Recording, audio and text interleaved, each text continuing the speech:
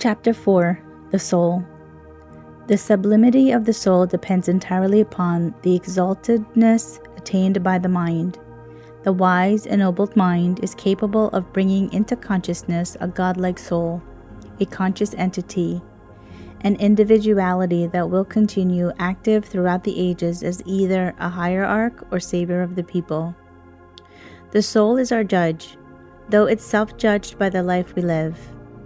If listened to, it may be the guiding light which leads us safely and surely through life, yet must bear the cross if its prompting are left unheeded. It is the mystery that must be solved. It is the secret behind the veil. Whatever degree of perfection we may attain as a result of godly deeds and acts of justice, we may be certain that these are a part of the soul and to its credit. This record cannot be erased unless we foolishly lay it desolate by encompassing it with evil, as were encircled the walls of Jericho by the hosts of the Palestine lords of evil. The soul is like a picture painted by an expert artist. It unerringly portrays the impress of every thought, desire, and deed, whether good or ill, in bold and undeniable accuracy, and stands before us as a living image. We are either betrayed and convicted by our inner self, or we emerge in triumphant glory if we be found righteous. When the soul reveals itself, and we are permitted and capable of seeing and reading aright, then we will know ourselves as we are, and not as we thought ourselves to be. It will be well for our peace of mind if the verdict is ever so little in our favor. As though a veil be lifted, we shall be allowed to see beyond the far, dim, misty past, where in ages of blindness and egotism we build the immortal part of ourselves. The record is there. It has been most faithfully kept. It is not blurred, and not a word has been erased. It is easily read. By it we stand as free men or convicted to eons of servitude before we can free ourselves from the web which we ourselves have woven. Far better, as was said by the Nazarene, for a man to lose the whole world than his own soul. The world, though lost, may be regained, but when the soul has been betrayed, there is little hope for its recovery. The mind is the builder of the soul. Well be it that the mind of the good repute, for a corrupt mind builds an abnormal soul. A perverted mind creates a monstrosity, while the unnatural mind brings into being an abnormal soul. All that the mind is, the soul cannot help but become. See well to the state of your mind if the soul is to bask in the glory of the light. When you think certain thoughts, whatever their nature, you thereby automatically form or mold a picture of these thoughts, and this is an image that lives and becomes a part of the soul. It is alive. It is a living thing. It is reality itself and more truly real than your body. It is your creation. You are its father as surely as is the Creator, the Father of the world and all in it. If it be an evil mind, it is ever ready and potent to condemn you now and until your hour of judgment comes. If potent with good, it is your ever-ready monitor, although you may be wholly unaware of its presence. It will stand as your redeemer at the end of the time.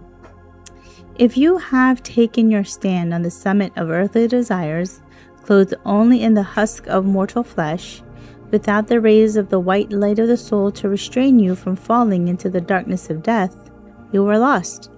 And the soul that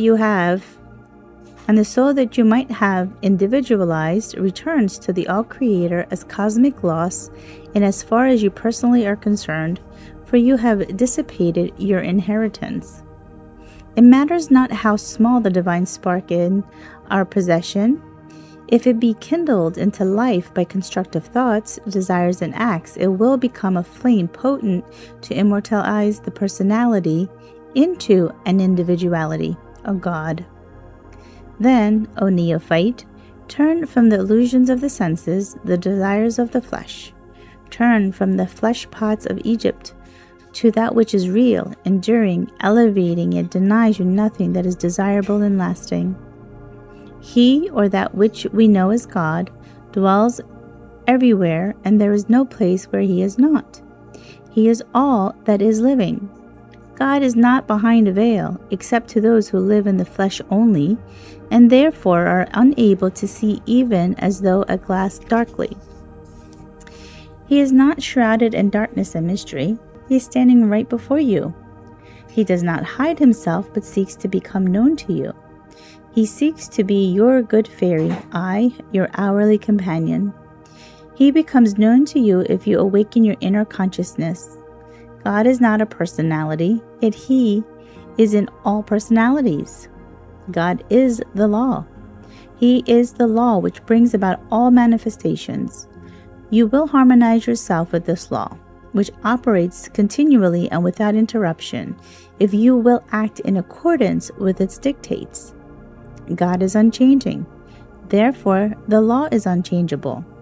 The law is spiritualized so that all who act in spirit and according to the law become one with the Spirit, which is God. You may harmonize all your acts with this law, become one with the law, and be carried onward and forward by the law.